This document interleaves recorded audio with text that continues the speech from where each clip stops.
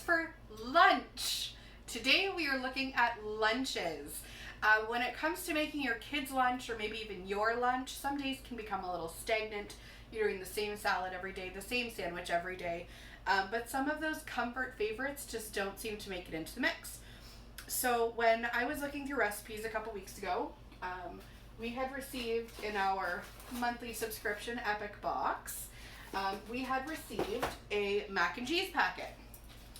And so with the monthly subscriptions, it comes with some recipe ideas aside from just what comes on the back. And these mac and cheese bites were one of them. And so it's kind of stuck in my head and I haven't really had a chance to really give them a try. But I've noticed my daughter's been packing the same things for the last 2 weeks in lunch. So I figured now's a good time.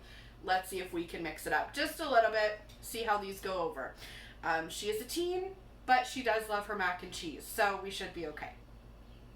The recipe is right on my website, askcooks.ca, ASKCOOKS.ca, which you can easily follow along on your phone, or you can print it. This is literally the first time I am making this recipe, so you can follow along with me, and any mistakes that I make, you'll make sure not to make them yourself. This wouldn't be the first time I've done a video where I've mucked something up.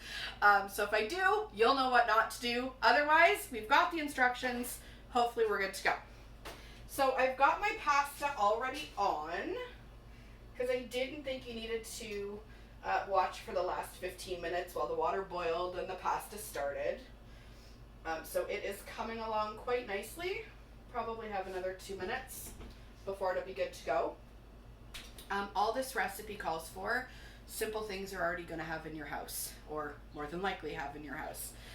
So mac noodles. As I've said in a couple of my videos, whenever I can buy club packs of things, I tend to because it's cheaper. This bag has probably put us through 7 or 8 miscellaneous side dishes and dinners and things like that already. So we're using more of this club pack tonight. So macaroni and cheese noodles, your mac and cheese packet. Butter, I prefer margarine. It does call for butter, but we use margarine unless I'm doing either baking or corn on the cob. We're a margarine household, so I'm swapping that one. And whatever milk of your choice that you want to use. An egg. And then 2 cups of cheese. This is what I had left in a brick, so I will measure it out and see how close I get to 2 cups. But I'm hoping for the best at this point. How are we coming? Almost. It's bubbling up quite nicely. So I'm using our 12-cup multi-purpose pot at the moment. And what I love about that pot, first of all, if you look, it's got a nice handle on it, but the handle sticks out away from the burner, so it doesn't get hot. You don't have to worry about that. It also has a pour spout here, and in the lid, or on the lid, on the lid, there are 2 different sizes of straining holes.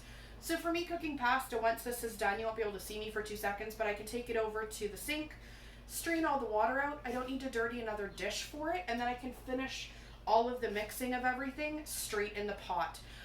It's fantastic for eggs, potatoes, pasta, obviously. I also have a couple customers that like to do big batches of tea, like when they're having the ladies over for tea and sandwiches. And they'll actually use the larger, this is the 12 cups, we'll use the larger multi-purpose pot. Because then they can just strain out, they do loose leaf tea, I think is what it's called. So then they can use the tiny holes, strain out the tea, but nothing actually goes in. Whereas I guess with their teapot, it just simply doesn't hold enough when they have their little gatherings. We also have an 8-cup multi-purpose pot as well, obviously just a little smaller. They both have the awesome handle, the pour spout, and the 2 options for straining out the lid. And on the inside, they also have measurements for liters or cups, so that if you know exactly how much you need to put in, it's all accounted for you. All right, so you can definitely cook these in your silicone muffin container. If you've got one, you can definitely do it in there. I'm going to be using these today, and I've gone ahead and like kind of pre-covered them in a little bit of margarine just to help prevent sticking. If you do it in a silicone, they won't stick. You can easily just carefully, but pop it right up through the middle because it's silicone, it's bendy, so you can kind of hold it and take your little mac and cheese bites out from there. All right, these are probably good to go. So I need you to just hang on for 2 seconds. I'm always torn between like they're almost perfect and they're overdone. I don't know if I'm the only person that really cares that much about their pasta, but we should be okay. All right, turn this off, grab my lid, and I'm going to use the big strainer holes because it's mac and cheese noodles. I don't have to worry about anything. 1 second.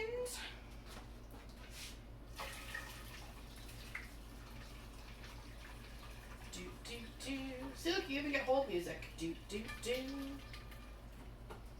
Shake, shake. Or again. Shake, shake one more time. Pour one more time. All right, we're good.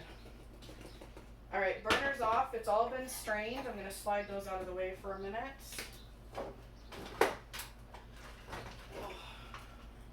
And if I had thought ahead, I could have already had this here so that I don't have to have my back to you. This is just our roll-up rack. It's actually pretty great for the trailer.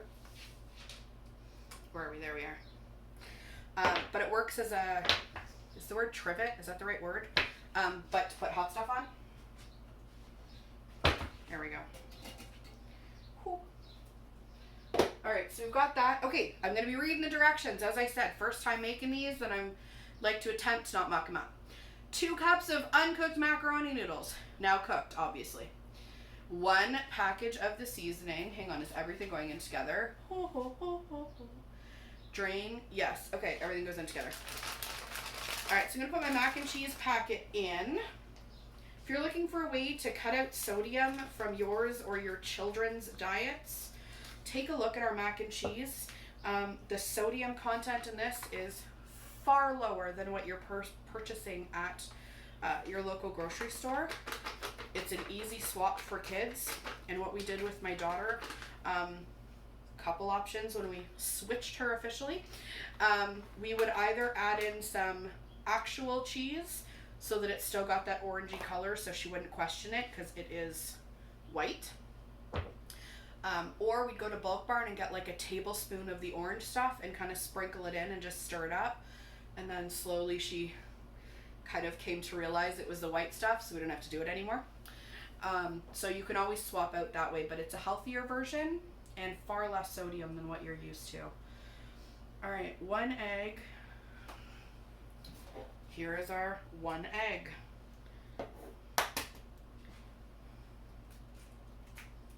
Okay, no laughing at me about cracking my egg. Hang on. I always get stuff on my hands.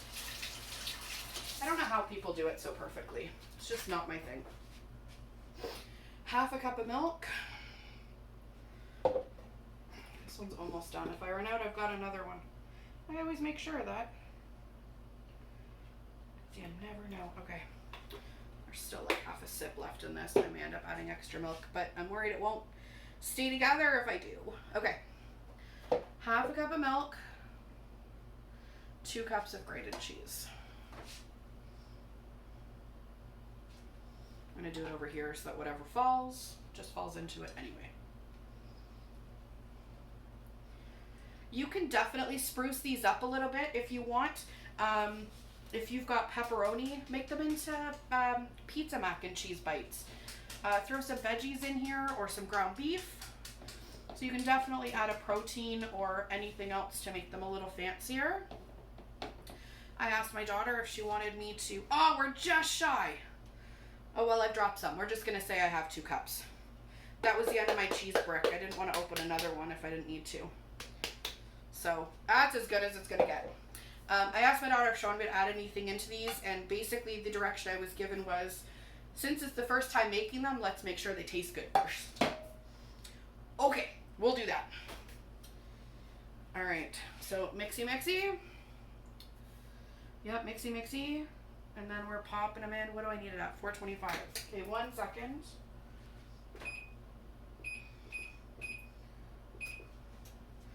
Okay, we'll let that do its thing. We'll get this all mixed up. Feel free to leave me a comment if you've done something like this before. As I'm doing this, I'm actually thinking that using our crispy crunchy coating would be really good on top of these, like for when they're baking. I don't have a pack handy, so I'm not going to go run around the house checking if I've got one in the pantry or if it's upstairs. But that would add a nice little like breadcrumb type coating to the top. But if you've done them, let me know what you've done before, if you've added any different flavors. I just kind of want to eat it. It's just really good mac and cheese right now. But I'm always up for tips and tricks, and I'm hoping this is going to make for a fantastic lunch option for my daughter. She can just quickly microwave it before school, or even at school actually. Being in high school, she's got microwave abilities there. I know the younger kids don't, but you could easily microwave them in the morning, wrap them up, they'd still be warm come lunch. All right, we are all mixed. I did not put in, no I didn't. Am I supposed to, right? I was. See, this is how I muck stuff up. I thought I had it all. There it is. Teaspoons or tablespoons? 2 tablespoons of, again, it says unsalted butter. Again, I only use that for corn and baking. So I'm margarining it. That's about 2 because my first one was heaping, so there we go. If you haven't seen our spice spoon before, it's a 4-in-1 spice spoon, so it does your tablespoon, teaspoon, quarter teaspoon, half teaspoon. So you've got teaspoon, tablespoon, and then on the back, your half and your quarter right there. And then of course it's just a really good spoon. There we go. All right, final mixy mixy.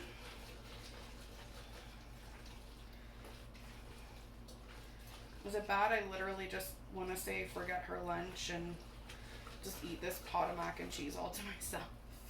It's probably bad, right? As a parent, you shouldn't do that. You shouldn't sacrifice your own needs for your children. I think it's supposed to be the opposite. But this just smells like a really good mac and cheese. Okay. All right, I'm gonna start scooping. So this literally just goes in the 12, right?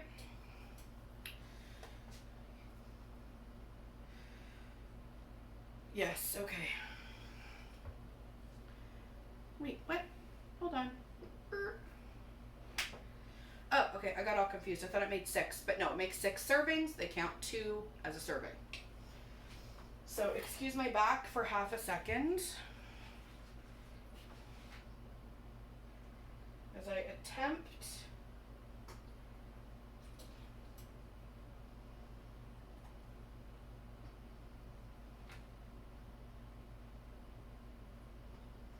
maybe it's better that you see my back right now. Clearly I cannot scoop mac and cheese. There we go. Into a muffin container. Oh my gosh.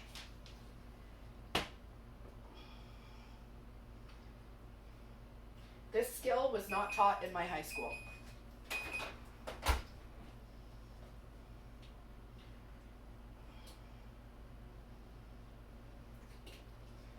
All right.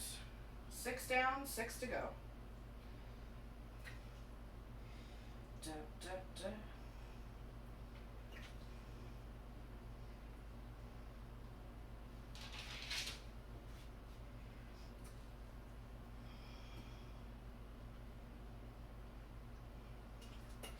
All right, we're getting there.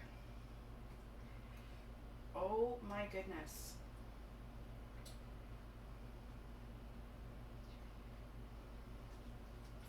Okay. Oh, I don't think there's room for this on any of them. You come on this side, you go on that side. Here, there. Okay, 2 cups of macaroni cooked, completely empty into the 12 muffin tins that I've got here. They're a little messy, first time doing it. There you go. But they smell delicious. All right, oven has hit temperature. I'm gonna pop these suckers in. Uno dos. And all right, so we're at 425 for at least 12 minutes. So I'll set it for 12 and then I'll check them. But I will post pictures and my daughter's review after they're done. Have a great afternoon, guys. Yeah, I guess that's what's for lunch. Talk to you soon. Bye for now. Every so often you get to learn from my mistakes. We were so excited to try these fresh out of the oven. As you're going to see, they fell apart a little bit. They stayed together for the most part, but not 100%. After we went to go put them away and they had been cooled, we noticed they stayed together so much better. Look at how beautiful these are. Boom. Yes. So wait till they cool. Have some patience. Bye, guys.